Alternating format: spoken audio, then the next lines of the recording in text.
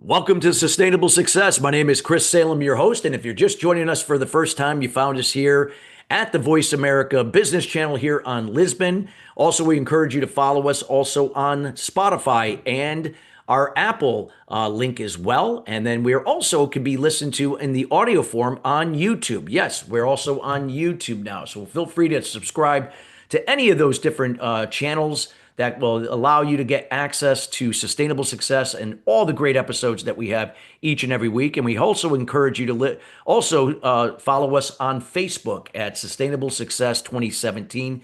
Again, we've had many great guests over the last 8 years here on the show, sharing their words of wisdom and insights and personal experience to help elevate you and your business to the next level. And if there's any content that you'd like to see shared on a upcoming show, feel free to reach out to us here at Sustainable Success at chris@sustainablesuccess.net. Today's show is being brought to you today by Alumni Direct. Alumni Direct is a new social media community platform dedicated to bringing alumni together from all different generational types and an opportunity to meet new people for the first time. Now, it is a membership program, taking out all the noise out of social media. You get to come in and generate genuine and authentic relationships with the people you choose to interact with. And again, you could, if you want more information, you can check them out at alumnidirect.com. That's alumnidirect.com. Well, we have a great show as always this week. We're going to be talking around the leadership topic, which as you all know, I'm a big leadership fanatic. I love all content around it, especially different perspectives and different techniques and angles to how we can lead more effectively. So today's show is called Stop Performing, Start Leading. And we are here with our subject matter expert, Dain Dunston, a renowned advisor to Fortune 100 CEOs and author of Being Essential, 7 Questions for Living and Leading with Radical Self-Awareness. Dain shares powerful insights on how to move from performance-driven leadership to authentic presence and how radical self-awareness is the key lasting influence and trust. So again, whether if you're an emerging leader or a seasoned executive, stay tuned for this episode. We encourage you to not only listen to it once, but listen to it twice, as you're going to get some valuable information here. And without further ado, we welcome Dain Dunston to the show. Dain, how you doing today? Good, Chris. How are you? Doing great, Dain. We're so happy to have you here. And, Dain, we always like to start off the show, around the topic, kind of from a personal perspective. Like, Sure. and also from your book, I'm sure you had a lot of stuff in there. Talk a little bit about your, what led you up to like, where we should stop performing and really start leading. And we'd love to hear the backstory for that. Well, that's a great question. And like a lot of things that happen, it was, I don't want to call it an accident. I want to call it a moment of grace. Something happened. I was in my mid 30s. I'd had a few different jobs. I was doing okay. I had done some work that I was very proud of. And it was really at the point where I knew I had to start being a writer. I mean, I had been writing, Yeah. but I wasn't getting paid for it. Um, and so when I hit about 36 or so, I really started going for it. And I started getting stories published. I started getting magazine articles published. I started getting all sorts of songs and lyrics, anything that anybody wanted written, I wanted to do. So I had this idea. It wasn't making almost any money out of it. But one day I read an article in a car magazine, and it was an editorial, and they were talking about what had happened with the quality of American cars in the 80s. Mm. And a lot of cars had gone down, and they mentioned a conversation with somebody at General Motors. So I had just been doing some thinking and some writing about that, and I thought I had an angle. So I wrote a really good article, and I thought, this is so good. The magazines, they're not going to be able to not publish this. I'm finally going to break through. So I sent it off, and then I never heard anything. I didn't even get a rejection letter from, it was like, it just got ignored.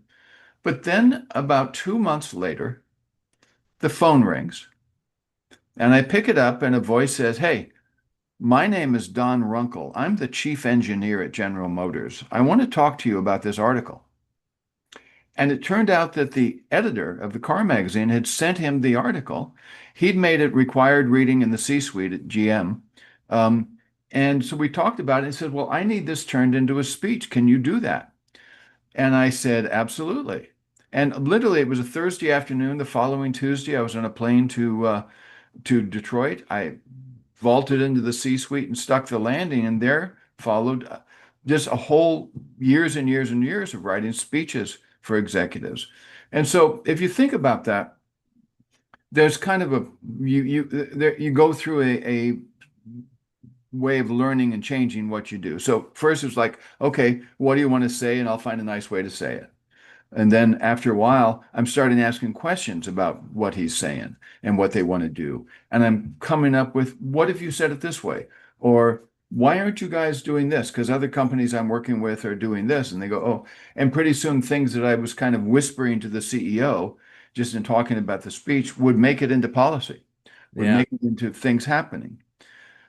Then we would get on stage, they're going to have a big company meeting or they're at a conference somewhere, and I'm standing next to the CEO on the stage. And one of two things started to happen. Some of them would sort of put their hand up towards me, turn their head away, like, I don't need any more help. You can leave now. Okay. Um, and others would say, come over to me and say, okay, how am I doing? Dain, help me. What could I do better? What I learned after about 3 or 4 years of watching that is that the guys who put their hands up and said, stay away, I don't need any help. Um, if they were CEO, they weren't CEO three years later. Yeah. They were gone. It wasn't working. And Yeah. what they had been trying to do wasn't happening. But the guy who comes over and said, hey, help me. What do I need to do? How could I do this better? What would it look like?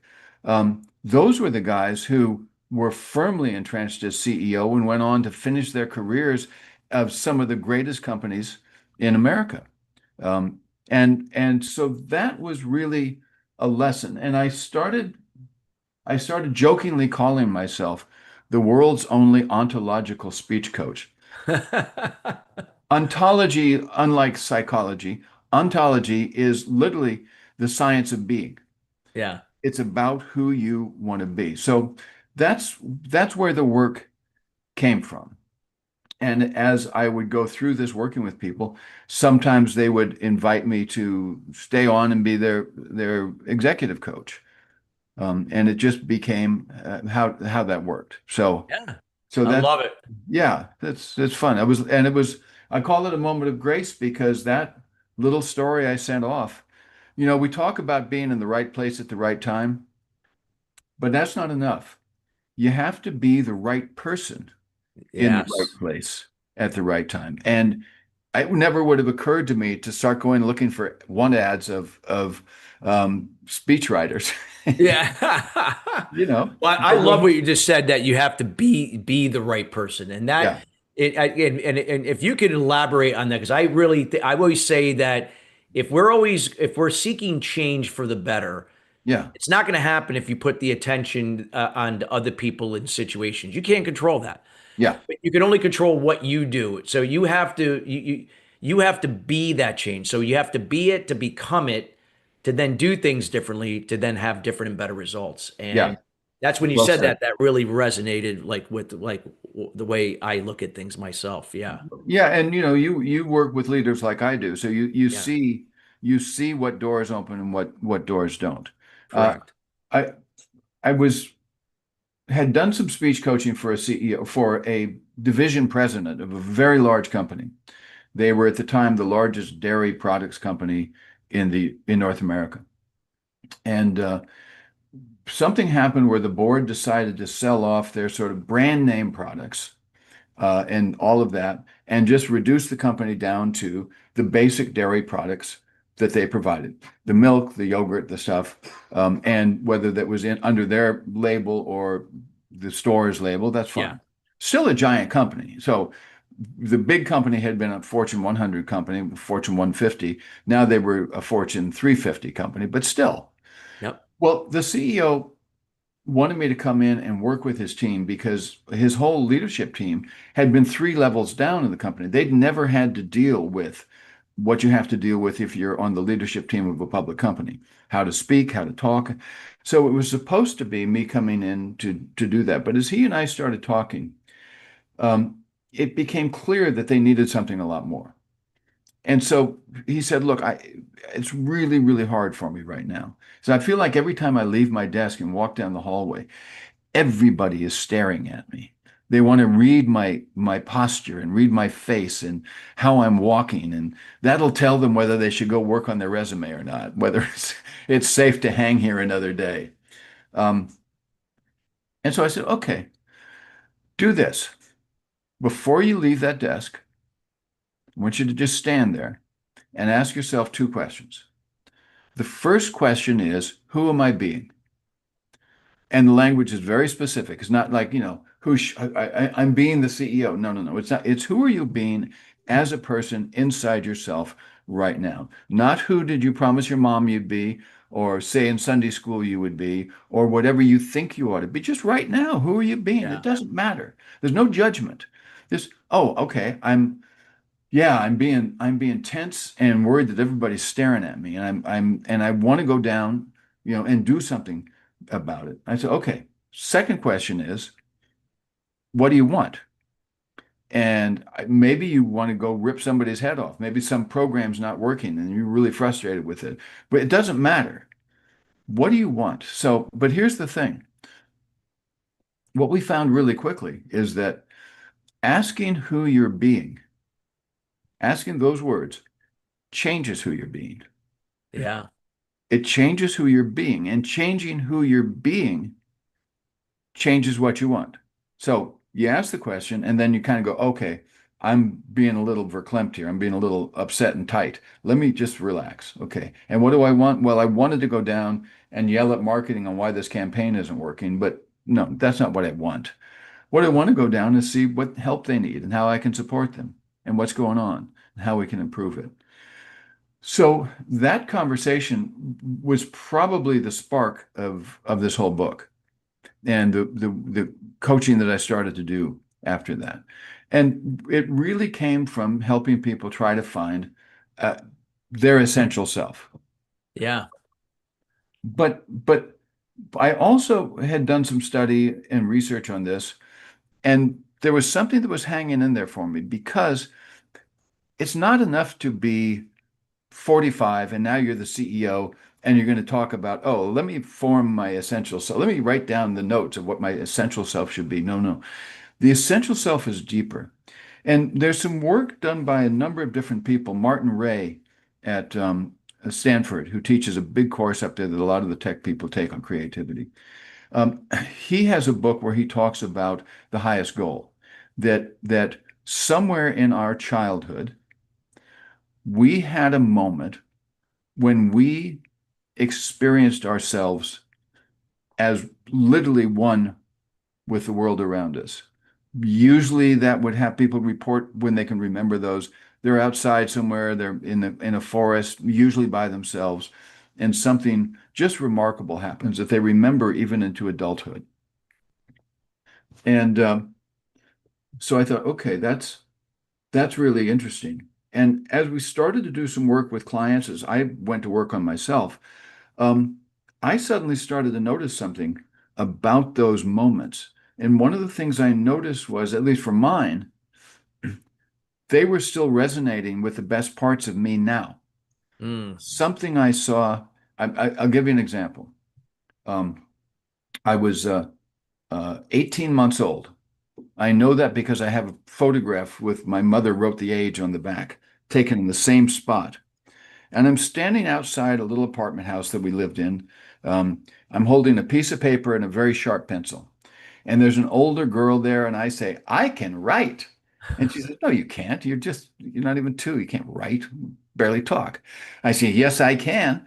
And I put the pencil into the paper, right through the paper, and into the palm of my hand. But but the reason I remember it was not the shock of stabbing myself. It was the shock of I knew I knew how to write. Yeah. I I mean, on some know level, you did. Yeah, exactly. fundamentally within myself, I knew how to do it. So looking at that. So I think, as we look at who we are, I want to go back to where we began. I mean, who did you want to be when you were a little kid? Oh my God. I think when I was a little kid, I was a baseball player, and Oh, I think at the time I wanted to become like Craig Nettles. I was a Yankee fan because I grew up in the New York area here in Connecticut, and I played third base throughout my little league, senior league, and then of course high school. yeah, Even went to college. That's the position. Even softball. Even after I stopped, it was always third base. yeah. I got it. I got it. I have often said that my dream job would be the first baseman on the Dodgers. Not that I would be the right person in the right place for that, believe me. But so a lot of these things that we come up with and think about, I had one where I probably was 6 or 7, and I went to get the mail from the mailbox, and there was a postcard with a picture of a motorcycle policeman sitting on a motorcycle, and it was the LAPD asking for people who wanted to train and become motorcycle policemen. And I took that, I went running into the kitchen, Mom, I want to do this. Not quite realizing that you had to have a license to ride a motorcycle, and they probably didn't have uniforms that small. But later thinking about this and having this conversation with people, somebody asked me, well, what do motorcycle policemen do? Well, they try to protect people and keep people safe. And I realized that was and the idea of riding a motorcycle was also important to me. But the idea of being that person who kept people safe is pretty interesting way. So what I do with clients is work into seeing if they can remember one of those moments. And we've got some things to do if they can't remember, because not everybody can. But find one of those moments and then start developing that and see what you can bring into who you're being today that comes from that. And then later on, I'm going to go back to that because there's something that's new to me and I want to share it with you. See what you think. Yeah, absolutely. And just so that we about just about a minute and a half to the break, but let's do that, and then we can continue in the second segment, Dane. We'd love to hear that. Okay. Well, there's some research out there that says uh, children up to about age 4 or 5 are geniuses. They literally have genius IQ. And then as we grow, um, we get to be 10, 12. That's down to 30%. By the time we're going into college, we're down to 10%. And pretty soon, as adults, it's 2%. Well, where did that genius go? And what we're working on right now is the idea that it didn't go anywhere, it's still in there. What do we need to do to unwrap it? Yeah, or get it back out again. Yeah. Yeah, yeah. Free it up. We lock it in with all the stories we tell ourselves. And so that's where we can, after the break, we'll talk about the essential self versus the synthetic self and what those Essential versus synthetic. I love that. Yes, let's definitely do that. Very, very important. So, with listeners, I'm hoping you're taking notes. This is great information, getting the backstory from Dane. A little bit about even recognizing in his childhood, these things that he knew he could write, and a lot of times we take these things for granted. Now I can look back and I can see some of the things that I did. Like, wow, those were things that were giving me cues. Didn't even know it at the time, and even what I did. It. My mother always said he always had a mouth and he always is talking, so no coincidence why I'm a speaker. So I can relate 100%. But we got more to come, everybody, when we come right back after the break. We got more to come with Stop Performing, Start Leading here with Dain Dunston, and we'll be right back after the break.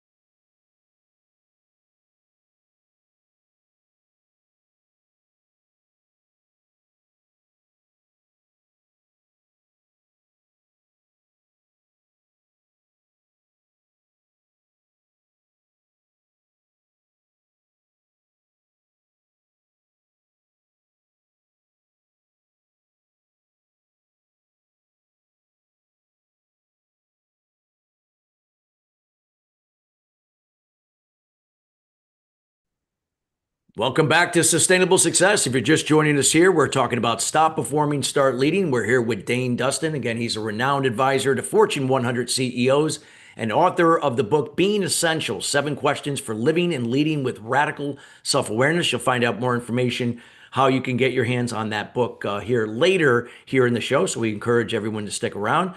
Again, in the first segment, we were, again, talking about a little bit about the backstory about how we can go about from stopping performing to start leading, being who you are. And it was just an incredible story that Dain shares about his personal experience. So we encourage everyone to go back and listen to that first segment. Dain, if you could lead us off here in the second segment. We left off where I guess you're going to discuss with us what is the difference between the essential and, in this case, synthetic self side of leadership. Great. So imagine a situation where somebody asks you a question. I was listening to a podcast recently, and the podcaster asked the guest, says, "Have you changed your mind about anything recently?"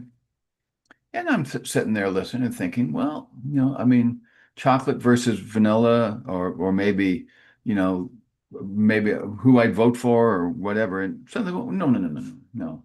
And suddenly I had a realization that I had not noticed before. And the realization was that I had changed from being a pessimist to an optimist. Mm, And I will say that probably happened maybe 15 years ago as I was really, really doing a lot of this kind of work. It just had never occurred to me. It mm, just never occurred to me. But when I thought about my mindset all through and it was a very successful career, my mindset still was that nothing good ever happens to me.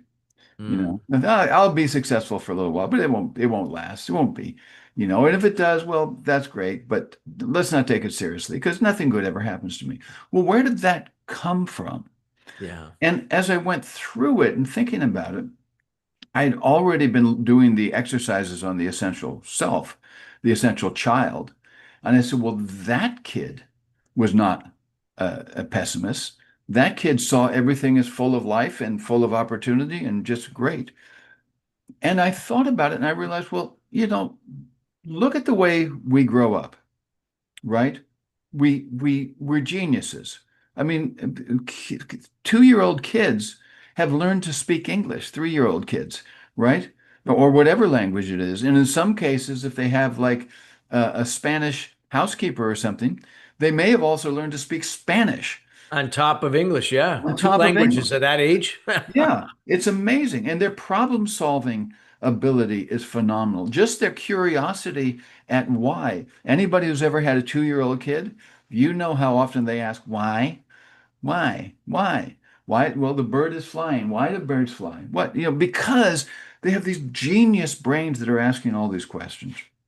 And then somewhere starting 3 or 4, those start to get shut down in most of us. Yeah. Um, and we are told by our parents who mean well to stop doing that, stop thinking that, stop acting that way. We're told by friends as we go to preschool and kindergarten that you're no good, you're too fat, you're too small, you're a girl, you're a boy, whatever it is. I think about that 40% or 50% of who we think we are came from other 4-year-olds. And we build a synthetic shelf around ourselves. It's almost like armor to protect us from that. And we don't let these things out that people have criticized. I mean, think about the very earliest experiences of those little genius selves. We're lying in our crib, and there's these gigantic creatures that come and go and Mm. wrap us up, undress us, clean us up, give us food. They do all these things. They do some communication thing with language, and I can't do any of that. I can't speak. I can't make food produce it. Oh no, I just pooped my pants again. You know, that's who we start off thinking we are, that we're not as good as what's around us. Um, so we have a choice. So we go through life we still got this essential self in us. We go through life with really two selves. Just the genuineness of who we were as that little kid that still comes up for us, is still there. We still meet somebody and fall in love, and we go to the beach and we see something amazing and we can feel it. And then it shuts down because the other side works out. We spend most of our time in that synthetic self, protecting ourselves, being real clear at work that we really are on the team and we're going for it, but we can't stand the job and we wish we were anywhere else, playing baseball or something better, you know. And we have a choice, and we can train our minds to change. Um, and I'll going back to the pessimist optimist, just as an example. Martin Seligman did a lot of research on pessimism and the effects of it. And he did a study at the University of Pennsylvania where, for a number of years, he would test incoming freshmen. And those who tested whatever the test was as pessimistic, he would offer them to come in and take a course the week before classes started. It was a 2-day course, 16 hours. They had two groups. One was a control group, and they didn't really teach them anything. The other was a real working on how to change your mind from being a pessimist to an optimist. In the year that followed, the control group averaged 44 times of depressive events. So no growth. The group that actually took the course was by half. They had 22 incidents during that year. And as life went on and they learned these skills to change their mind, they got better and better and better at doing that. So that's where my work comes from. How do we change our minds and get so we can really be that really effective self and do that? Yeah. So why don't I just do this? This is kind of fun. Let me walk through the 7 questions real quick. Yeah, please do. So the first 2 questions earlier I mentioned who are we being, or who am I being, and what do I want? But I realized that there's something that comes before that, which is just where am I? And why am I here? It's that self-locating. Um, uh, I found that question from Martin Buber, who was a Jewish philosopher who gave some of the first speeches in universities after the Second World War. There was a big Congress, and he came out and started his first speech with a story about that question. Mm. Where are we? And the story he gave was a Hasidic tale about a rabbi in St. Petersburg who's been arrested by the police, probably just for being Jewish. And he's sitting there in the cell, and he notices a man looking at him, and he realizes the man is the chief of police. And then the chief of police comes in, is very polite to him, and treats him with real respect, and then asks him a question. He says, "This question's been on my mind." The very first story in the Bible, or not the very first story in the Bible, but the story of Adam, God comes into the Garden of Eden and asks Adam, "Where are you?" But I don't understand that because God knows everything. He's omniscient. Why does he have to ask where Adam is? And the rabbi said, "Oh, I'm sorry. You missed the question. Here's what it is. God knows where Adam is. He's asking, does Adam know where he is? On his journey of life that so far, has he understood what his actions have brought to you?" And he says, take any one of us. We get to say be in our 46th year. And suddenly we realize we haven't looked around to see, where am I? And Mm. when he said the exact age of the chief of police, the man turned white. He hugged the rabbi and thanked him, but inside he was shaking because Mm. he had sort of been found out. So who am I being, and what do I want is a great question to start. If you journal in the morning, start there. Just wait. Okay, who am I being this week? If you're driving home from work, or maybe even better, when you're driving to work, um, uh, ask not who am I being, but where am I, Mm. and why am I here? You know, I'm 53 years old. Um, I'm not in the job I wish I had. And what am I doing about that? Why am I stuck in this job? What if I start doing something? Or, whatever it is. Or maybe I'm in a great place and this is really great and I can celebrate. Let me appreciate where I am and feel Mm. that. So that's the first two questions, and they go together. The second two we talked about before, which is who am I being and what do I want? And again, language is very specific. Who asking who I'm being changes who I'm being. So I will tell you, anytime I'm going into any kind of a meeting, getting ready for a podcast, going even just driving down the hill in my car, I start there. Well, okay, checkpoint. Who am I being? All right, no, I'm worrying about something. Let's get that out of there. What do I want? I want to just be clear-headed and clear-hearted. Let me just get there. I don't want to be carrying any baggage with me as I drive down this hill. The next two questions are really to validate your thinking so far. So the next question is an interesting one, um, and may become a new book. The next question is, okay, well, that's what you want to have happen, but what wants to happen? What's going on around you that may not want to happen or may want to happen? And can you tell the difference? Mm. What are you seeing? Right? Well, my client, the CEO who was walking down the hallway and finding everybody looking at him, um, they didn't want the company to fail. What they wanted was the company to succeed. And they just wanted to find out how to make that happen where they were. And they're looking to him for some validation of what they're doing. Some, hey, you're doing great. Hey, you're doing fine. And then the next one is a very important question that really comes from Zen masters. What don't I know? Uh, the idea that thinking we know is one of the greatest traps in life. Oh yeah, like assumptions, right? Assumptions Yeah. or speculation. Yeah. Yeah, and we do it in our jobs. We do it based on our titles. We do it, oh, this is great.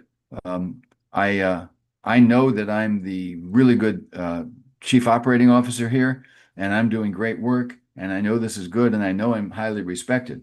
Well, am I? Do I know that? How Yeah. do I know that? Why am I telling myself that? Where does it come from? So b there's a great book by a Zen master called beginning thinking, and it's really about having the beginner's mind.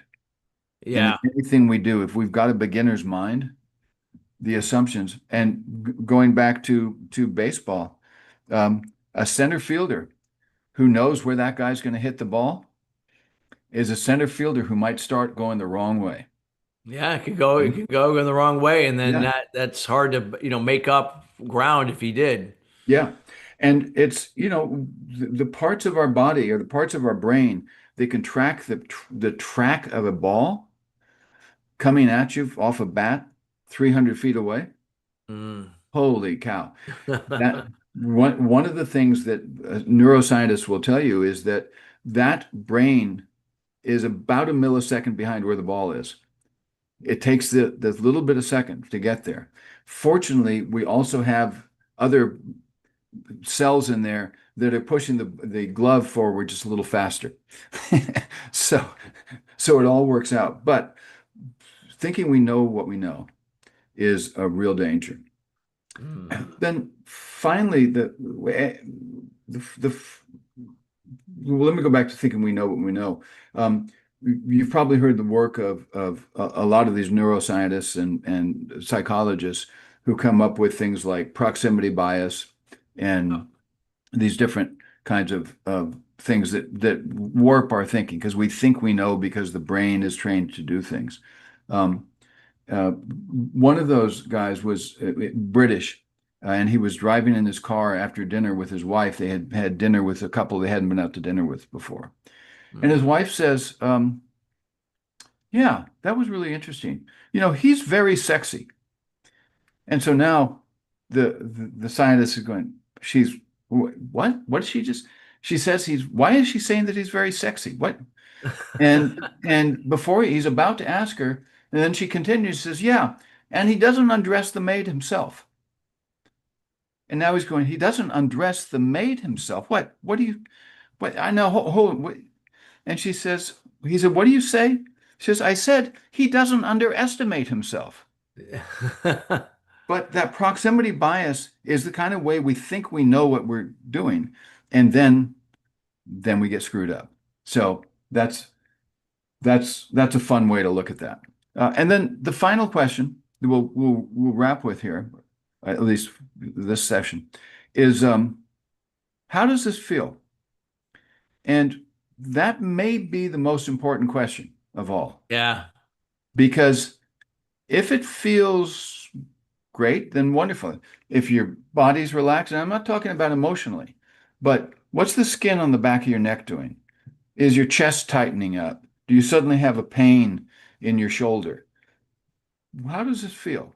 Um, and if it doesn't feel right, then go back to the beginning. If it doesn't feel right, where are you? Mm. So getting that sense of feeling, we can talk more about that too. But it really is kinesthetic. We grew up with ancestors who could walk through the plains of the Serengeti and tell from the moving grass over to their right whether it was being moved by the wind or moved by a lion. And we're here because she got that right. Mm.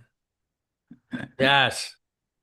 No, this is great, great, Dane. And as we get towards the end, can you sum up again the differences again from essential to versus Synthetic.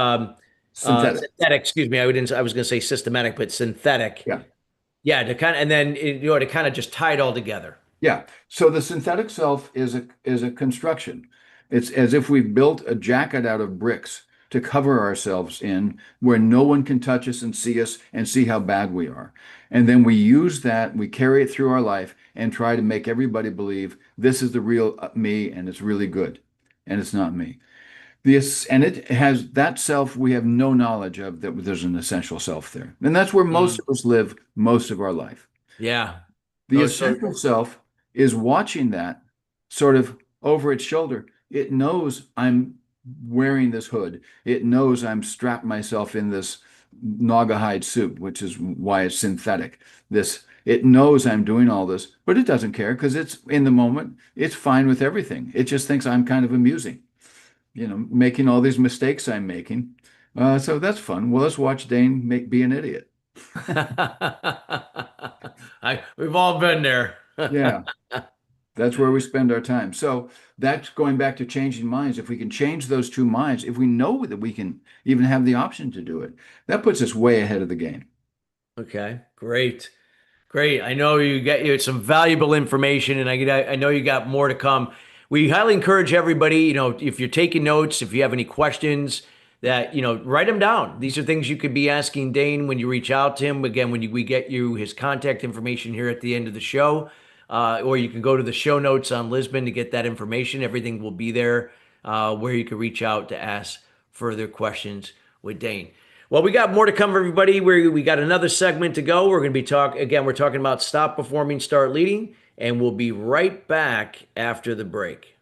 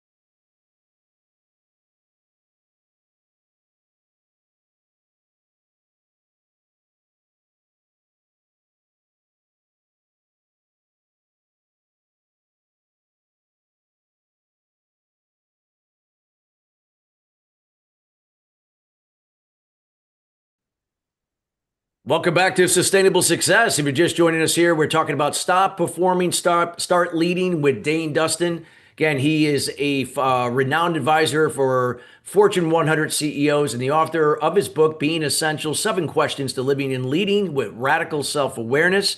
Again, you'll get an opportunity to find out more on how you can get your hands on that book. Again, our show is being brought to you today by Alumni Direct. Alumni Direct, being a new social media community platform dedicated to bringing alumni together from all different generational types, now features a new section for those professional athletes that are transitioning into everyday life. Maybe you retired from your sport and now you're jumping into either a new career, a new franchise, a new business, whatever that may be. You don't have to do it alone. You can now form groups with other professional athletes doing the same thing to help make your transition more seamless with more guidance and direction. It's called From Athletes to Entrepreneurs. It's a section also on the Alumni Direct website and the app. And then also you can, listen to the podcast that they have, From Athletes to Entrepreneurs. It's hosted by the CEO and founder of the company, Rob Finkelstein. Again, we highly encourage you to listen to that show, which airs each week at alumnidirect.com. So check them out to get more information to see if this will be a great fit for you. Dain, just some valuable information again that you were sharing. Take us back when you were talking about that story with childhood in the first segment. Looking back at the essential self of in your childhood, and talk about what you drew from that, and how it's helped you Yeah. to where you are today, and how you're inspiring other leaders in their respective titles to do the same. Yeah, and that's taken on a lot of new importance for me after writing the book, because with doing some more work and research, it sort of started to pop up for me. So when I first did that, I had one particular thing from my childhood that came up. It was late summer, early fall day. Probably school had just started. Um, and I'm sitting on top of a jungle gym with my dad had built with swings on it and a ladder Yep. in Southern California, just on the beginning of the foothills. And I can see all the way to the horizon, and the sun is about to set. And I'm up there because something profound had happened to me earlier in the day. An older woman was in the house. I don't know who she was, maybe an aunt or my mother's or something. I didn't know her, never met her before. And she looked at me and says, "Oh, you have such beautiful eyes." She says, "You'll never be able to see as well as you can see right now." And I went, "Oh, crap." And I thought, that's really bad news. If I'm not going to be able to see as well as I can see right now, then I want to watch this sunset. I want to bank it. I want to never lose this sunset because I may ever see another one as beautiful. Yeah. And so as I sat up there, somehow I went into a space. It wasn't a trance, but it was just like I described before, that sense of feeling completely at one with this world laid out behind me. And as it went down, it just felt there for me. Um, and in later years, I would go back and think about that. I later discovered that I have like most of us do, a class picture or a picture from first grade, second grade, third grade. This was third grade, fourth, fifth, sixth. All the other pictures, I've got this kind of goofy grin on, and my hair is weird, and I'm looking, just like a 6 or 7 year old. But the 8 year old picture, I am looking with a 1,000 yard stare at the camera and this little smile on my face, like I am seeing right through the photographer all the way to the beginning of his life. Like I can see whatever, I don't know what was in my head when he shot that, but I always wondered what that was. And I finally realized it must have been around that period of time, because I did in that year go through a change of behavior that was pretty profound. Um, we talk about putting a man on the moon, but we don't talk about what that experience did to those 6 or 7 people who got to walk on the moon. Um, Ed Mitchell talked about it, and he said it gave him a sense of vast and spacious oneness, seeing the Earth rising above the horizon of the moon and realizing that what he was looking at, all the people down there, all the people with him on the moon and on the ship, all the materials that were on with them, all the materials of the construction of the ship, all came from molecules that had flown here from eons before to be used to create this moment that I am experiencing. Mm, That's a profound way to talk about how I see the essential self and how we can all get to that. mm. And, I was thinking the way we get to sustainable success, it comes from sustainable mindsets. Can you share some insight today? Because I'm a big believer too that sustainable mindsets, impact again how we be to become to do things differently and have different and better results. We see it as a process. We don't see things happening to us as the victim or using excuses. We see it happening for us. Yeah. So I think two things that I don't want to say I wish I spent more time on them in the book, but I spent a lot more time on them since I finished the book. Um, One is the question of how does this feel, right? Is that gets more and more profound to me. How did it feel for me to sit on that jungle gym and watch the sunset and own it? I know that it stayed with me. A few years ago, my wife gave me a little thing from Santa Fe. It was a little carved uh, stone carving of a hawk. And I said, "Oh, that's nice. Why a hawk?" And she said, "Because that's your spirit animal." And I said, "What are you talking about? What are you?" But as I thought about it, I sat up there like a hawk and watched this whole horizon down there from the 30,000 feet of my little 8 foot thing. And I saw a new way to be in the world, even though I was too young to know what to do with it. But it felt profound. So I think we don't ask ourselves that question nearly enough of how am I feeling? We know when we're pissed off. We know when we're feeling sad. Yeah. We know when we're laughing. But there's another kind of feeling which is not these emotions, but literally what I described earlier, that Yeah. kinesthetic sense of the world around me. Somebody's looking at me. Something around here is something I should look at and start to live in that. It's very profound what that can do. So I've started every time I live on about a hill, and the road is about a mile down to the hill, and it's very quiet and beautiful and a little bit curvy. So every time I get in the car and start driving down there, I don't turn on the radio or the podcast. I ask myself, all right, how does this feel? How do I feel? Mm. And make sure that anything that's got me hung up is bothering me. There was a time I remember about 18 months ago. I was driving down the hill. I asked the question and realized hmm, we'd had lost a kind of a big client. It was not a happy time in our consulting business. And then we were trying to do Mm. marketing stuff, and I was like trying to get on phone calls with people and do stuff, and it wasn't feeling right to me. And I was just feeling like I'm no good at this. And all of a sudden, oh, okay, well, I'm getting rid of that right now.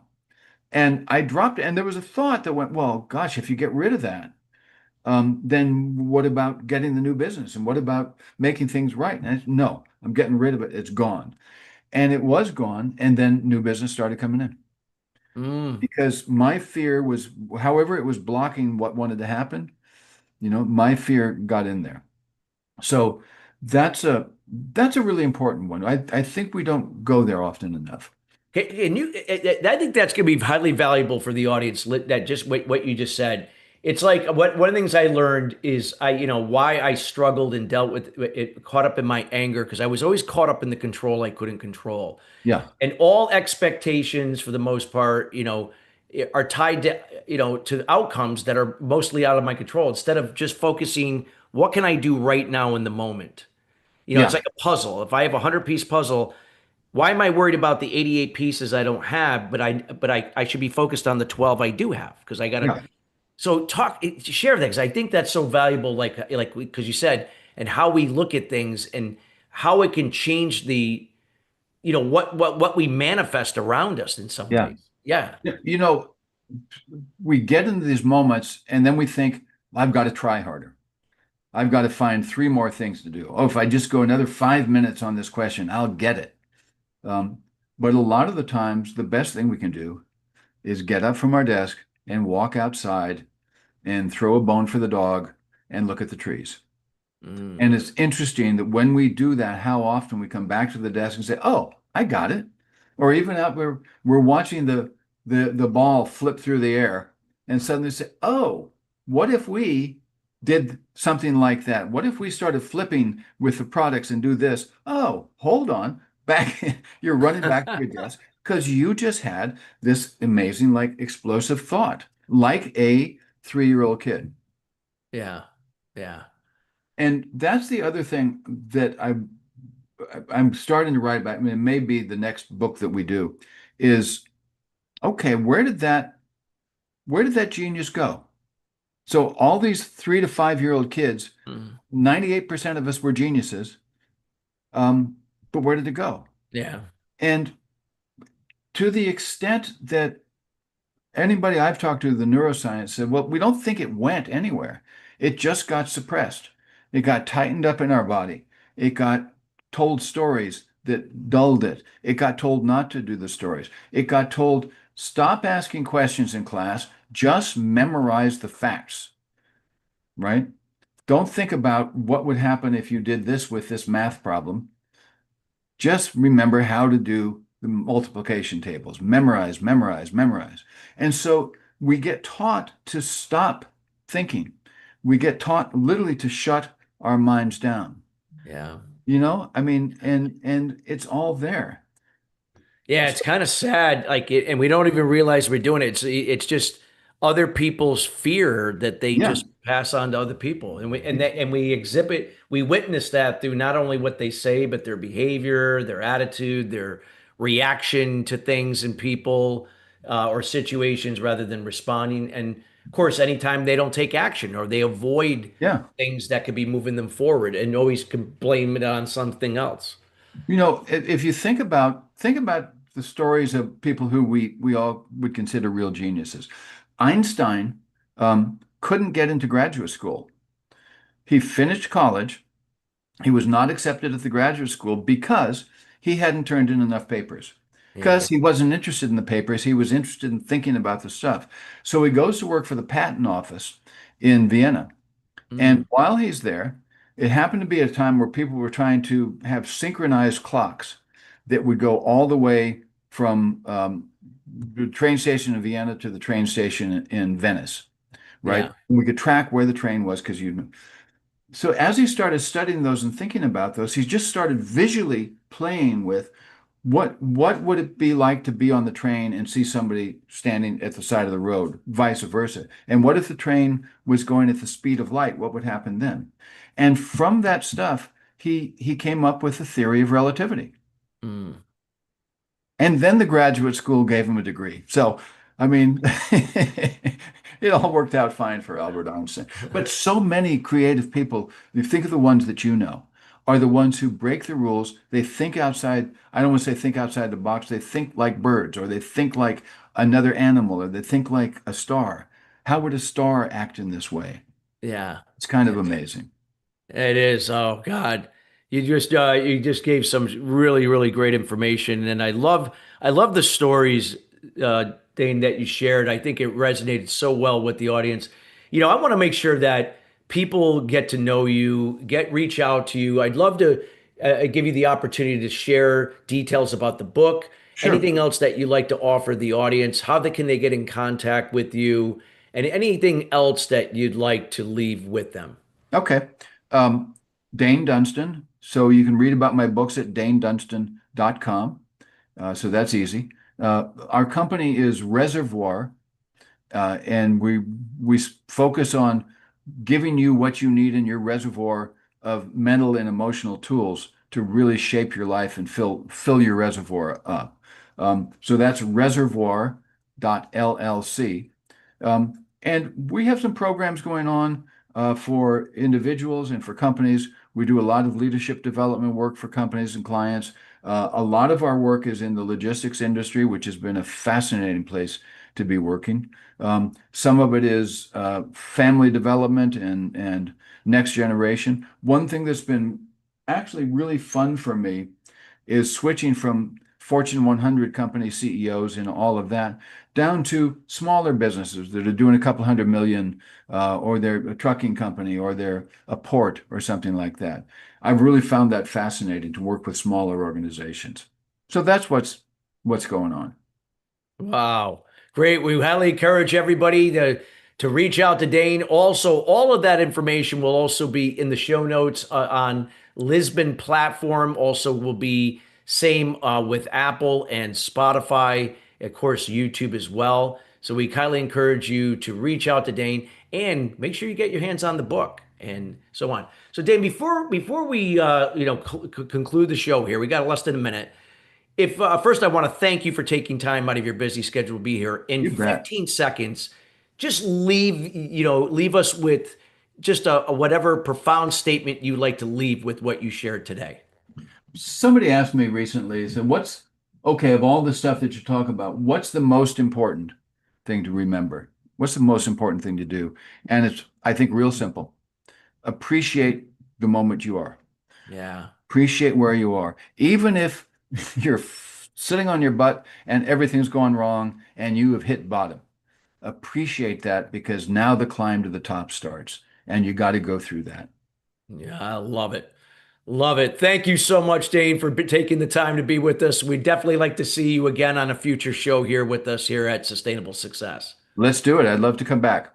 Absolutely. And listeners, we want to thank you each and every week joining us here at Sustainable Success. Again, we are committed to bringing in subject matter experts like Dain in each and every week to share their words of wisdom and insights and personal experience, and most important, how that aligns to you, where you're at, and where you want to be personally and in your business. Again, we highly encourage you to listen to the show again. Check us out on the other platforms as well. Follow us there. Till then, everybody, have a great rest of your week, and we'll see you next week at the same time, Thursday, here